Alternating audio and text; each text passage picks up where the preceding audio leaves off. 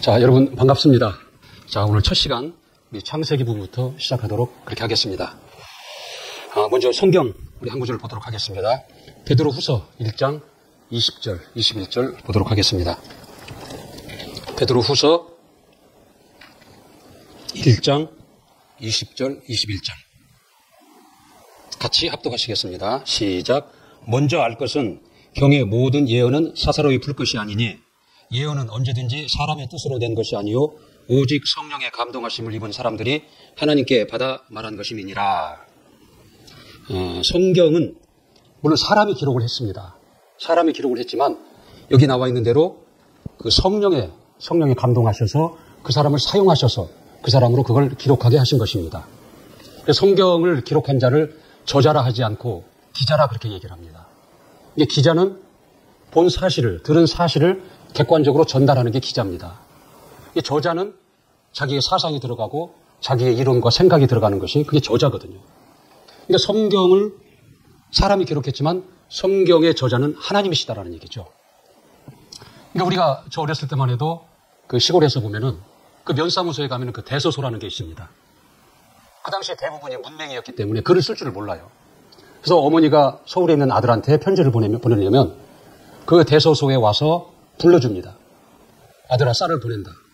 받아서 공부 잘하고 우리 방학 때 보자.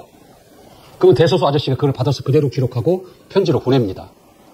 그럼 아들은 그 편지를 받고 이 편지가 대소소 아저씨한테 왔다고 생각하지 않습니다.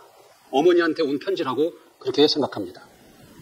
그러듯이 우리 성경은 사람이 비록 기록을 했지만 성경을 쓰신 이는 하나님이시다라는 거죠.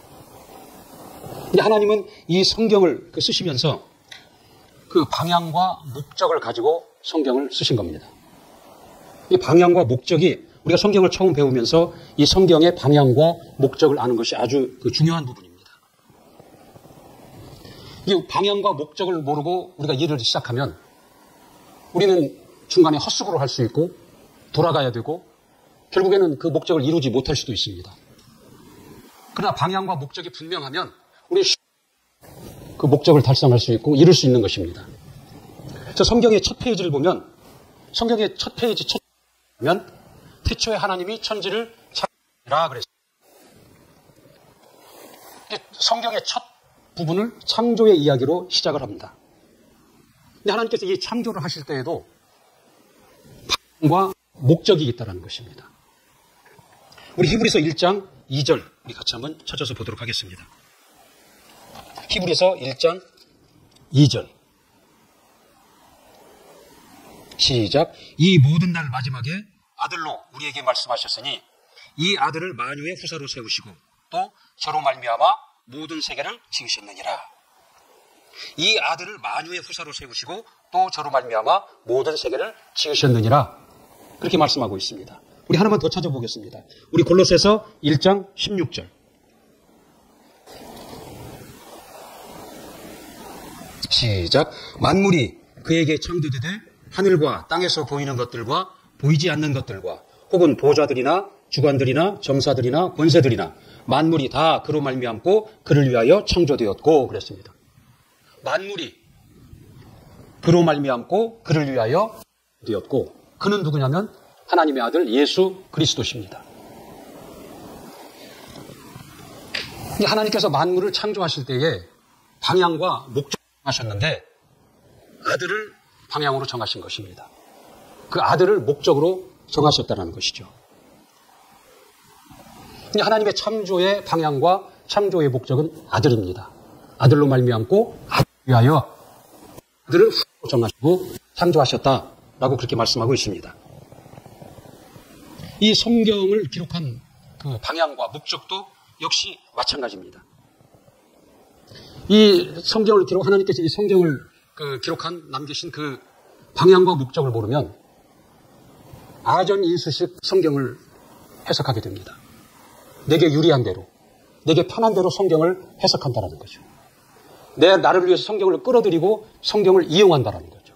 그런데 성경의 저자인 하나님은 그런 의도가 아니다. 내 위주로, 내 편한 대로 성경을 해석하고 이해한다는 거죠. 그러면 하나님께서 성경을 통해서 하나님을 알고 우리에게 주시고자 하시는 것을 우리는 받을 수가 없는 거예요. 멀어지는 것이다라는 거죠. 그래서 이 방향과 목적이 중요하다라는 거죠. 근데 성경의 방향과 목적도 하나님의 아들 예수 그리스도십니다. 우리 요한복음 5장 39절을 봅니다. 요한복음 5장 39절. 시작. 너희가 성경에서 영생을 얻는 줄 생각하고 성경을 상고하거니와 이 성경이 곧 내게 대하여 증거하는 것이로다. 이 성경이 내게 대하여, 이 주님이 직접 하신 말씀이잖아요. 내게 대하여 증거하는 것이로다. 그렇게 말씀하고 있습니다. 그러니까 성경의 방향과 성경의 목적은 하나님의 아들 예수 그리스도다라는 거죠. 우리가 처음 이 성경 공부를 시작하면서 이 방향과 목적을 분명히 하고 나아가야 된다는 거죠. 그래야 헛수고하지 않고 돌아가지 않고 하나님께서 이 성경을 통해서 주시고자 하시는 것들을 우리가 받고 누릴 수 있다는 것이죠. 자, 성경은 신약과 구약으로 이렇게 구성되어 구약으로 되어 있는데 구약도 신약도 예수 그리스도에 관한 내용입니다. 우리는 이런 의문을 가질 수가 있어요. 신약은 예수 그리스도의 출생부터 예수 그리스도의 그 활동하심과 말씀하심과 그가 죽으시고 부활하신 이야기들, 그리고 예수 그리스도의 그 제자들, 그의 증인들이 기록한 이야기들이 기록되어 있기 때문에 신약은 예수에 관한 이야기가 맞다 수긍할 수가 있습니다. 그러나 구약은 우리는 아무리 들여봐도 거기서 예수를 발견할 수가 없다라는 거죠. 근데 구약은 예수에 관한 아까 창조에서부터 봤듯이 예수를 방향으로 하고 목적으로 하고 기록이 되어 있는데 구약은 예수가 신약과 같이 직접적으로 드러나지 않는다라는 거죠. 이게 구약은 오실 예수, 신약은 오신 예수. 이게 성경을 우리가 구약이 있고 신약이 있죠. 예수를 중심으로, 이 예수를 중심으로 구약은 오실 예수, 신약은 오신 예수. 오실 예수에 대한 예언, 오실 예수에 대한 길, 과정을 기록하고 있고 오실 예수에 대한 예언을 기록하고 있습니다. 그리고 오실 예수에 대해서 비유로 기록하고 있다는 거죠. 그러니까 언뜻 겉으로 보기에는 예수가 나타나지 않는 겁니다. 근데 신약은 오신 예수, 예수의 실상을 기록하고 있다는 거죠. 그러니까 누가 봐도 신약은 예수에 관한 이야기가 맞습니다. 그러나 구약과 신약은 이렇게 공히 예수 그리스도에 관한 내용으로 기록되어 있다는 거죠. 그래서 예수를 중심으로 구약과 신약을 맞추면 짝이 맞게 되어 있다는 거죠. 오실 예수와 오신 예수가 짝이 맞게 되어 있다는 거예요.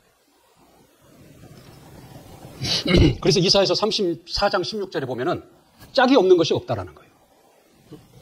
하나도 빠진 것이 없고 짝이 없는 것이 없다. 그렇게 기록되어 있습니다.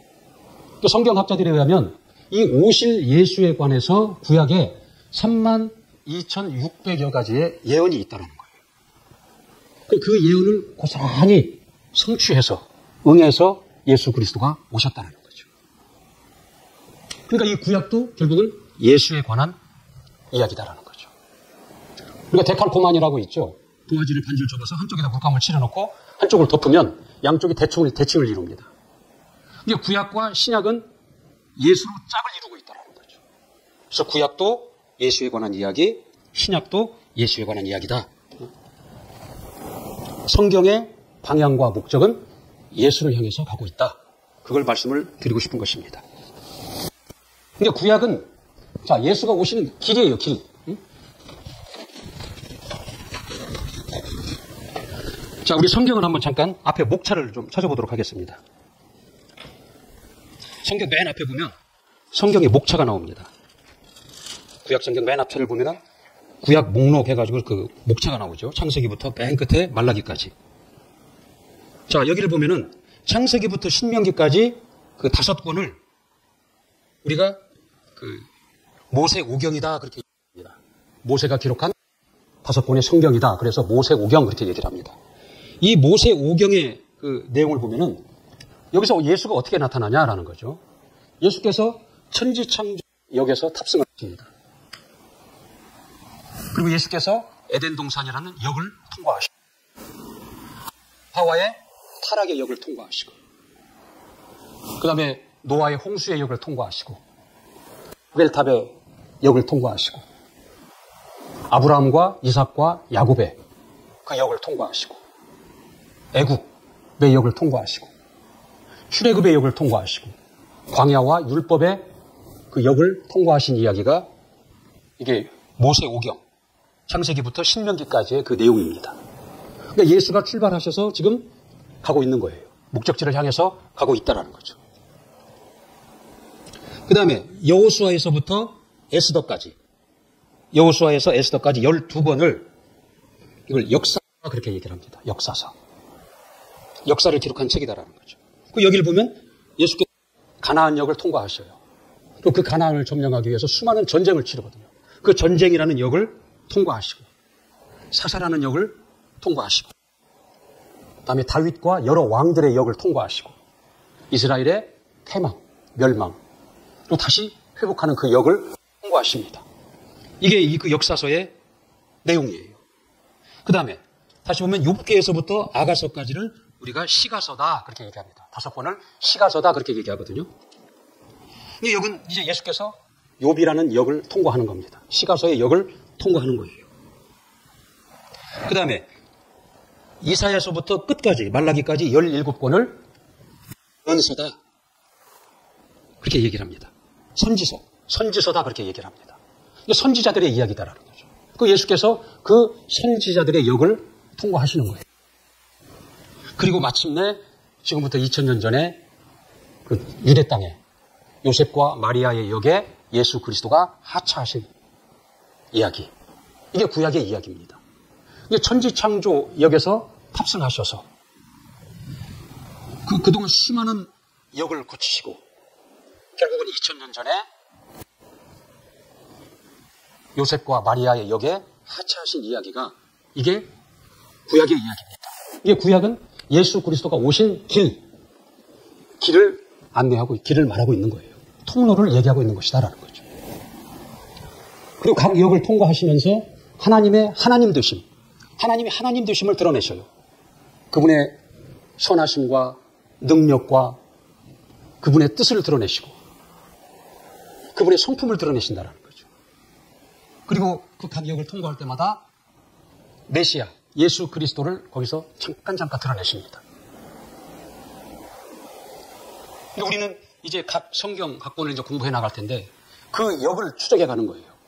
그래서 그 역에서 무슨 일이 일어났고 그 역에서 하나님이 하나님 되심을 어떻게 드러내셨고 거기서 예수 그리스도를 어떻게 드러내고 나타냈는지 그것을 살피면서 가는 것입니다. 그래서 구약 성경을 쭉 처음부터 끝까지 보면 예수께서 이런 길을 통해서 이렇게 나타나셨구나. 여기서는 예수 그리스도를 이렇게 비유로 표현하셨고 이렇게 나타내셨구나. 맞다. 구약이 예수 그리스도에 관한 내용이 맞다. 그걸 마지막에 우리가 볼 수 있다면 성경을 제대로 잘 본 겁니다.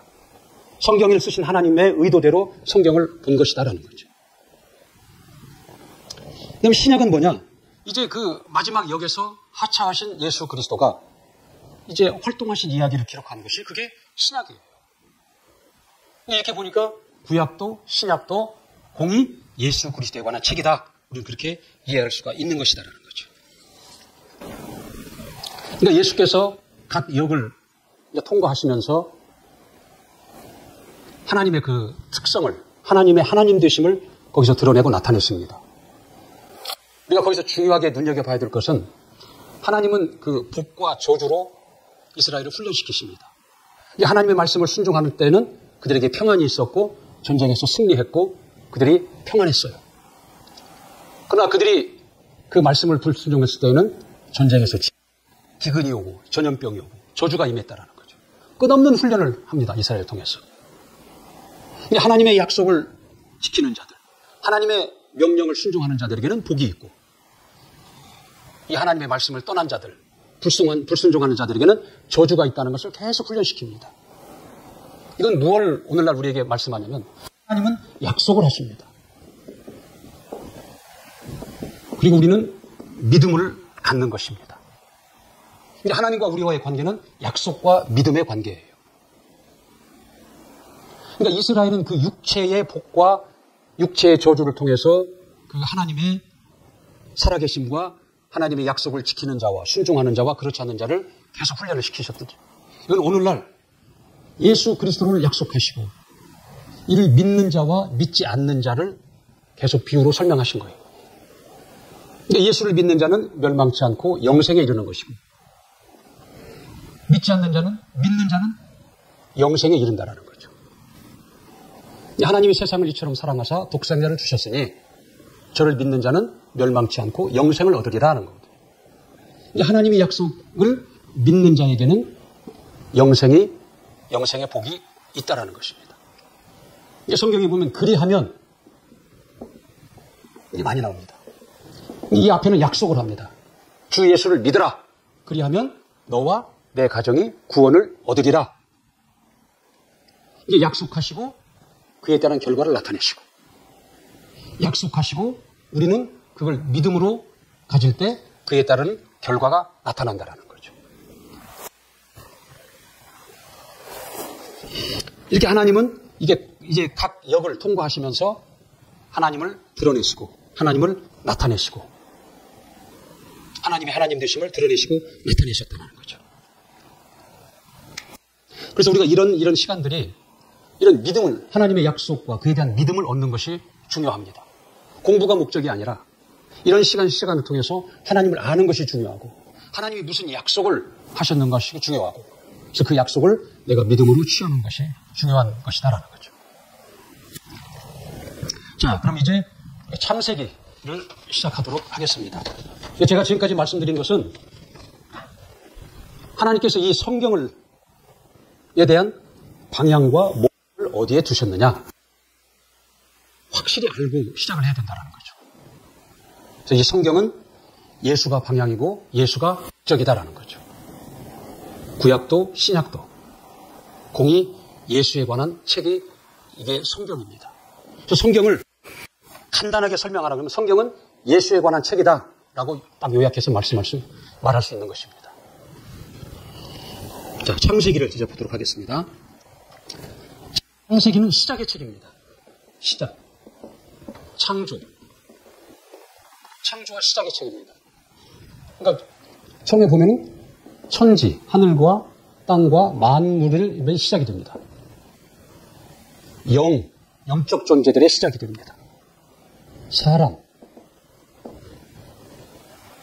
그리고 민족, 언어, 이런 것들의 시작이 창세기로부터 시작된다라는 거죠. 이 창세기는 창조와 시작의 책이다. 그런 거. 그 창세기의 또 하나의 특징이 뭐냐면 나머지 모든 성경의 기초가 되는 책이다라는 거죠. 일종의 저수지와 같은 거예요. 나머지 성경의 기초를 제공하고 있는 게 창세기입니다. 그런데 이 창세기는 크게 두 단원으로 분류할 수가 있는 거예요. 1장부터 11장까지 그리고 1장부터 11장까지 그 다음에 12장부터 50장까지 크게 두 단원으로 나눠서 공부할 수가 있습니다. 1장부터 11장까지는 그 오래전 태고의 역사를 기록하고 있습니다. 12장부터 50장까지는 그 아브라함으로부터 시작되는 그 히브리 민족의 그 시작, 태동을 기록하고 있는 게 12장부터 50장까지의 내용입니다. 먼저 이 1장부터 11장까지의 내용을 보면 창조의 얘기가 먼저 나오죠. 그러니까 사람을 비롯해서 모든 이 천지 만물이 어떻게 되어 있느냐라는 거죠. 성경은 하나님의 창조로 되어 있다고 얘기합니다. 그런데 지금 세상에서는 세상 학문은 뭐라고 그러냐면 이건 자연이다. 어느 날 갑자기 생물체가 생겨났고 그것들이 진화해서 오늘날 모습이 되었다. 이렇게 설명을 하고 있습니다. 그래서 그들은 자연이다 그렇게 얘기합니다. 이게 자연이라는 게 스스로 자자에다가 당연하다 할 때 진짜 그 연자를 씁니다. 스스로 있는 것이 당연하다. 스스로 있는 존재다. 그리고 그것이 진화되어서 오늘날 이런 모습을 갖췄다. 그런 시각으로 보는 겁니다. 그러나 성경은 하나님은 태초에 하나님이 천지를 창조하셨느니라 라고 말씀하고 있습니다. 그러니까 우리가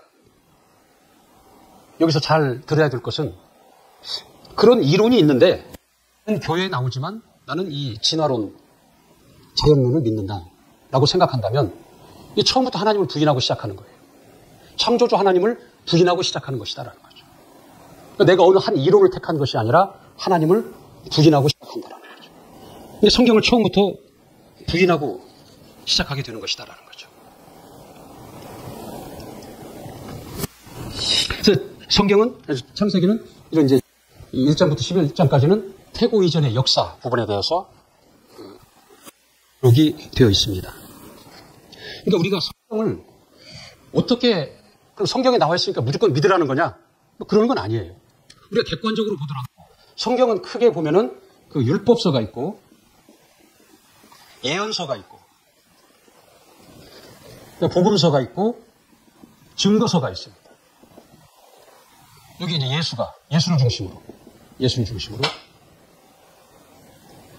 이게 구약이고 이게 신약입니다. 우리는 성경 이 구약을 어떻게 믿을 수가 있느냐? 신약은 예수가 온 사실을 그대로 기록했기 때문에 이건 누가 부인할 수 없는 거예요. 그리고 이 증인들의 증거를 통해서 이 예수가 하나님의 아들이 맞다. 메시아가 맞다. 그렇게 볼 수 있는 겁니다. 이건 누가 봐도 부인할 수 없는 것이다라는 거죠. 그럼 이 율법서, 이 천지 창조의 이야기가 나오는데 그럼 어떻게 믿으라는 얘기냐? 확인할 수도 없고 근거도 없는데 어떻게 믿으라는 것이냐라는 거죠.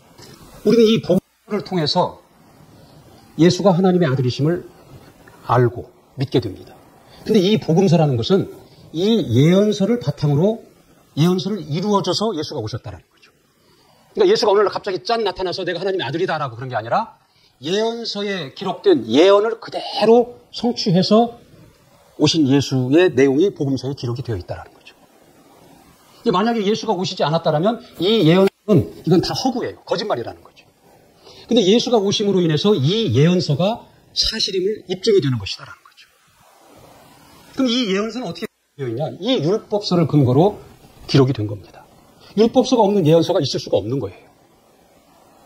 율법서에서 인간의 타락, 양상을 보고 메시아가 올 것을 예언자들이 여기서 예언을 합니다. 그리고 그 예언대로 예수 그리스도가 실상으로 오신 거예요. 그렇기 때문에 우리는 예수가 옴으로 인해서 이 예언서가 사실이구나를 맞는 거고 이 예언서가 맞음으로 이 율법서에 나와 있는 모든 내용이 안 맞다, 사실이다라는 것을 우리는 믿을 수 있다는 거죠. 만약에 예수가 안 왔다면 이 천지창조의 이야기에서부터 예언자들의 그 모든 예언은 다 허구예요. 거짓말이다라는 거죠. 예수가 옴으로 인해서 이것이 사실이고 실상임을 입증을 해준다라는 거죠. 그래서 우리는 천지창조의 이야기를 우리가 눈으로 확인할 수 없고 과학적으로 지금 증명하지 못한다 할지라도 그것을 우리는 믿는 것입니다. 그렇게 믿는 자들에게서 오늘날 이 증거가 드러나는 거예요. 증거가. 이 증거를 통해서도 우리는 이 성경의 모든 사실이 실상임을 우리는 믿는 것입니다. 그래서 이 성경에는 이 모든 것이 하나님의 창조로 시작되었다. 창조의 이야기가 나오죠. 그리고 모든 것의 시작에 그때부터 시작된 타락의 이야기가 나옵니다.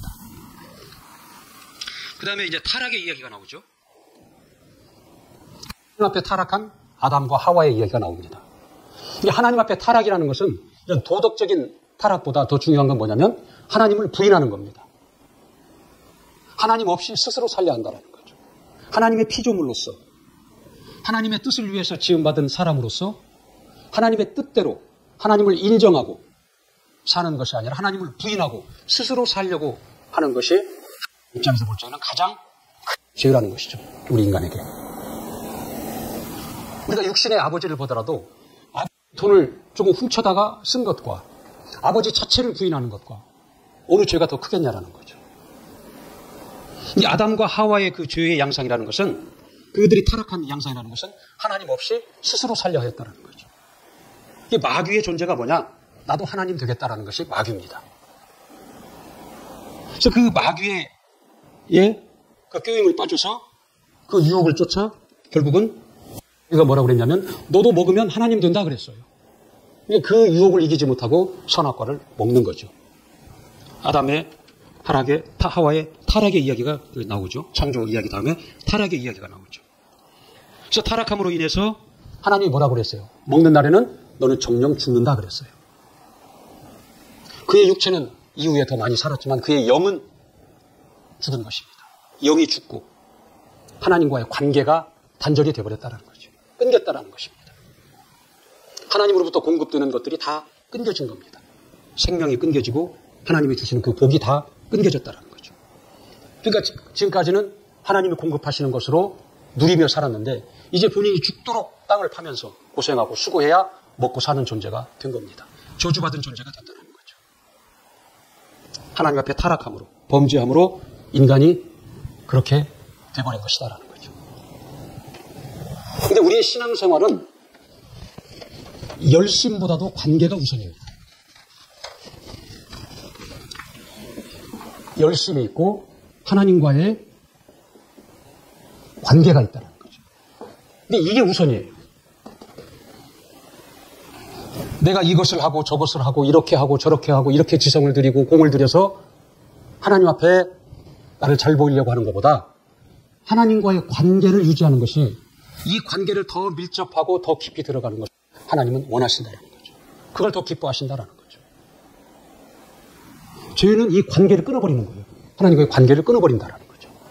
이제 하나님과의 관계가 끊기니까 스스로 살 수밖에 없는 거예요. 아담이 범죄하기 전에는 그 에덴 동산, 하나님께서 마련하신 그 동산 안에서 그는 수고함 없이도 충분히 먹고 살고 하나님과 교통하며 하나님의 생명으로 살고 하나님과 교제하며 사는 자였다라는 거죠. 그가 하나님 앞에 범죄함으로 인해서 그 모든 관계가 다 끊어져 버린 겁니다. 모든 공급이 다 중단된 것입니다. 이게 우리의 이 신앙도 자꾸 내가 하나님 앞에 뭘 하려고 나서는 것보다는 하나님과의 관계를 우선하는 겁니다. 내가 기도를 하더라도 하나님과의 관계를 더 깊이 하기 위한 기도. 공부를 하더라도 하나님의 그 뜻을 이해하고 헤아리려고 하는 그런 공부. 그런 공부가 하나님 보시기에 훨씬 하나님을 기쁘시게 하는 그런 것이 될 수 있다라는 겁니다. 이런 타락의 이야기가 나오죠. 그다음에 심판의 얘기가 나옵니다. 하나님은 이런 타락한 아담의 후손들을 이제 보시는 거죠. 그들을 보고 하나님이 사람을 찍으신 것을 이제 후회하시는 거예요. 한탄하시고 당대의 그 의인인 노아의 가족만을 남기고 홍수로 다 멸절시켜버린다는 거죠. 그러니까 이 지구상에 노아의 방주의 안에 있는 노아의 가족만을 남기고 다 멸절시킵니다. 노아의 홍수 이야기가 나오죠. 그 다음에 이제 바벨탑 이야기가 나옵니다. 근데 노아의 자손들로 인해서 다시 시작한 거예요. 이 지구상의 노아의 자손들을 통해 인류가 다시 시작이 됐다는 거죠. 근데 이들도 별반 다름이 없어요. 결국 이들은 어떻게 해요? 탑을 쌓기 시작한다는 거죠. 탑을 쌓아서 높이 올라가서 하나님과 비교보겠다는 거거든요. 근데 하나님은 이들을 흩으십니다.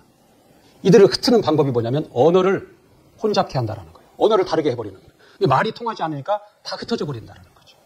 그래서 언어가 시작이 되고 그리고 흩어져서 그들이 민족을 이루고 국가를 이루니까 민족의 시작, 국가가 시작이 되는 것이다. 그렇죠.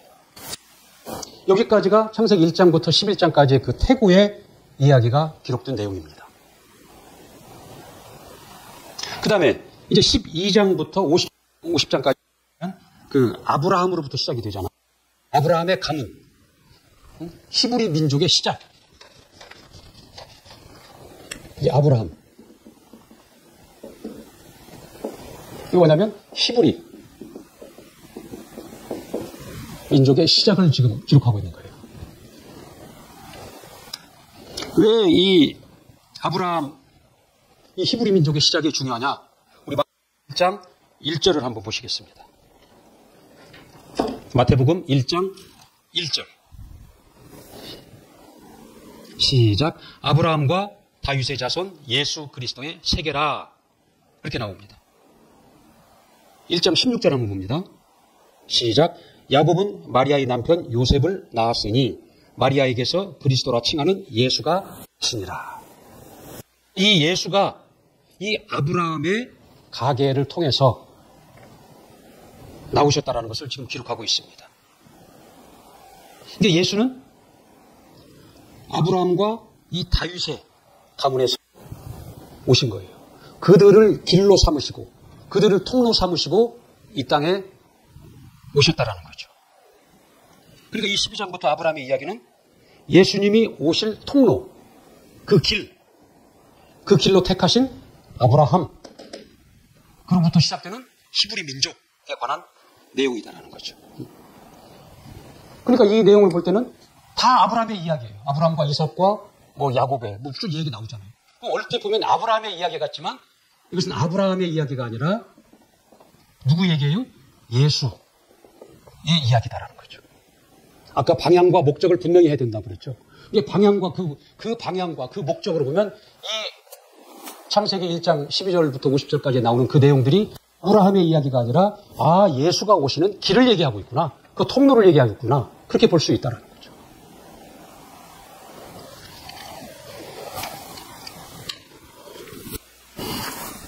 하나님은 이제 바벨탑 그 사건으로 각 흩어지게 하셨다는 사람을. 흩어지게 하고 그 중에서 이제 아브라함을 택하십니다. 그래서 아브라함에게 본토 친척 아비집을 떠나라. 내가 지시할 땅으로 가라 했다라는 거죠. 그리고 그 하나님이 지시한 땅으로 가서 거기서 이제 새롭게 시작을 합니다. 그게 이스라엘 땅이에요. 그리고 거기서 아브라함은 이제 자손을 보기 시작하죠. 그래서 아브라함의 이제 첫 번째 자식 이야기가 이삭의 얘기가 나오죠. 이삭은 아브라함이 100살 때 얻은 아들이에요. 이미 그 이삭은 그 몸종, 그 부인의 몸종으로부터 그 이스마엘이라는 있어요. 그럼 하나님은 그를 통해서 하나님의 일을 예수 그리스도가 오시는 길을 여시지 않고 아브라함의 자식, 본처의 자식을 통해서 그 길을 여시고자 하신다는 거죠. 그래서 백세나 먹은 아들 아브라함에게 도무지 사람으로서 자손을 생산할 수 없는 불가능한 그때에 하나님은 그에게 너에게 아들이 있으리라. 여호와께 능치 못할 일이 있겠느냐. 기한이 이를 때에 내가 내 집에 오리니 내 아내 사레에게 아들이 있으리라. 그렇게 약속을 하신 거예요. 그리고 마침내 백세의 그 아들을 얻었다라는 거죠.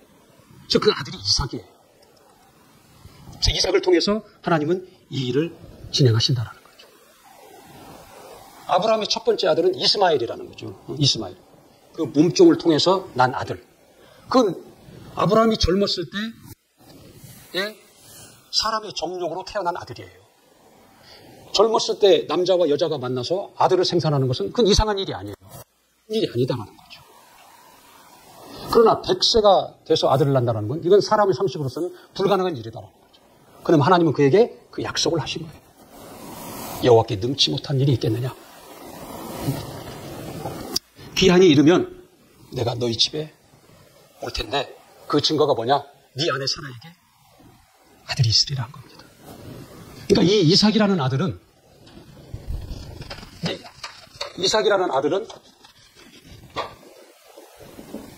하나님의 입장에서는 약속의 아들이에요. 하나님이 약속하셔서 주신 아들이고 아브라함의 입장에서는 믿음의 아들이다라는 거죠. 그 약속을 믿음으로 본 아들이 이삭이다라는 거죠.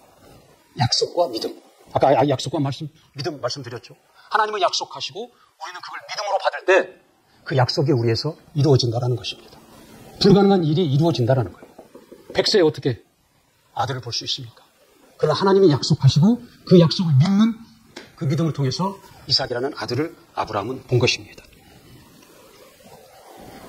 우리는 이런 시간을 통해서 약속을 받는 시간이 돼야 되고 믿음을 얻는 시간이 돼야 된다는 거죠. 이삭의 이야기가 나오죠. 아브라함과 이삭과. 그 다음에 야곱의 이야기가 나옵니다. 야곱은 쌍둥이 두 아들 중에 하나예요.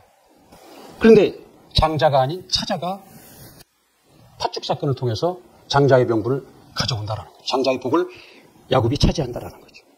야곱의 이야기가 나오죠. 팥죽 사건의 이야기가 나오고. 그 다음에 그 야곱은 이제 12, 그게 이스라엘의 12지파의 시작이 된다라는 거죠. 그리고 야곱 두 아들 가운데 11번째 아들인 요셉이 등장하죠. 요셉은 형들로부터 미움을 받죠. 그래서 팔려가요. 하나님의 관심이 그에게 있기 때문에 그가 결국은 이집트의 총리가 됩니다. 저 꿈의 이야기도 나오죠. 그래서 그 총리가 됐다라는 거죠. 그리고 온 근방에 다 흉년이 들어요. 그러니까 야곱의 가족들도 결국은 그 흉년에 먹을 것이 없으니까 그 이집트에 가서 양식을 구하러 가요. 그때 대부분 그 형제들을 거기서 이제 만나는 거죠. 그리고 요셉의 도움을 받아서 그 형제들이, 아버지와 그 형제들이 이집트에 정착을 하는 겁니다. 그래서 그 비옥한 땅에, 그 고센 땅이라는 곳에 정착을 하고 거기서 하나의 민족을 형성하는 거예요. 그들이 처음 들어갈 때는 한 70명의 일가족이 들어간 거예요. 근데 거기서 430년 동안 약 200만에서 300만의 민족으로 성장을 하는 것입니다. 그 이야기가 나오는 거죠. 이게 창세기 12장부터 50장까지의 그 주된 내용입니다. 그러니까 이들이 비록 이 애국 땅에, 이집트 땅에 들어가서 그들이 종노릇을 했지만 이들은 거기서 그냥 호송세월을 한 것이 아니에요. 근데 하나님의 일을 진행하시기 위해서 아브라함을 통한 그 자손들을 통해서 예수 그리스도가 오시기 위한 길을 마련하는 일에 있어서 준비하는 과정이었다라는 거죠. 당시에는 그 민족 사이였다는, 시족 사이였다라는 거죠. 거기를 벗어나면 살 수가 없어요. 근데 숫자가 적으면 유지가 되지 않는 거예요, 싸움에서.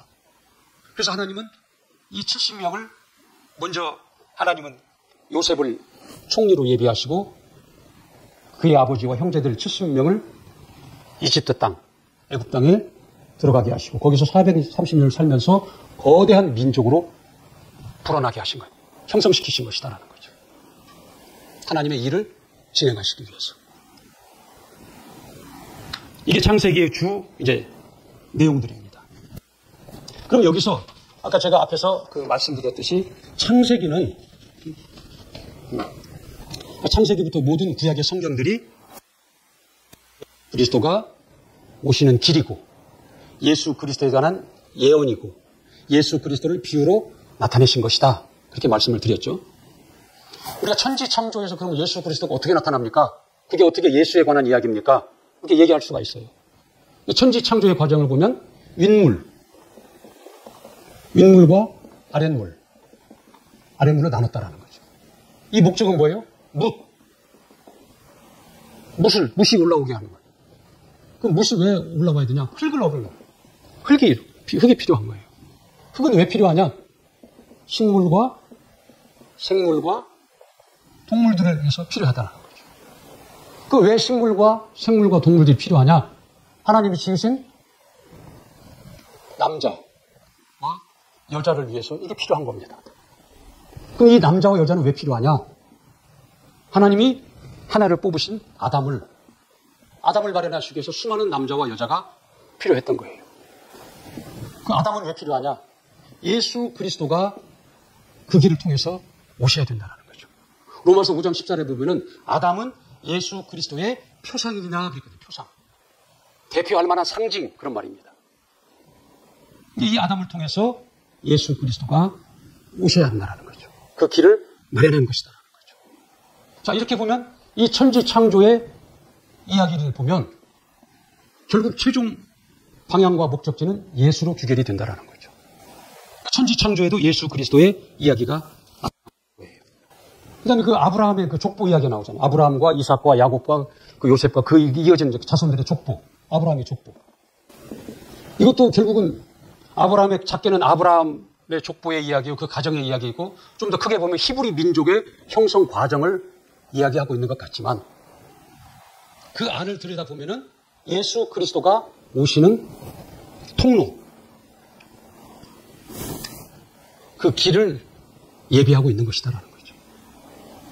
그러니까 예수 그리스도는 이 아브라함과 다윗의 자손으로 결국 지금부터 2000년 전 유대 땅에 오셨잖아요. 이 레일을 삼고 통로 삼고 결국 유대 땅에 2000년 전에 요셉과 마리아의 역에서 하차하신 이야기다라는 거예요. 이 겉으로 드러나지 않지만 이런 시각으로 본다면 성경 전체가 천지창조의 이야기도 아브라함의 이야기도 결국은 예수 그리스도의 얘기다. 그렇게 볼 수 있다는 거죠. 그래서 아까 로마서 5장 39절에 뭐라고 그랬어요? 이 성경은 나에 대하여 기록한 것이다. 그렇게 얘기를 한 거고 골로새서 1장 16절에도 만물이 다 그로 말미암고 그를 위하여 창조되었다. 그렇게 얘기를 하는 것입니다. 그러니까 앞에서 결론을 얘기하자면 앞에 천지창조와 아브라함의 그 이야기는 이 구약의 창세기 이야기는 여러 사건과 여러 인물들 그런 역을 통과하셔서 예수 그리스도가 2000년 전 이대 땅에 오시기 위한 이 출발, 처음 그 부분에 이야기가 해당이 되는 겁니다. 자, 오늘 여기까지만 하도록 하겠습니다.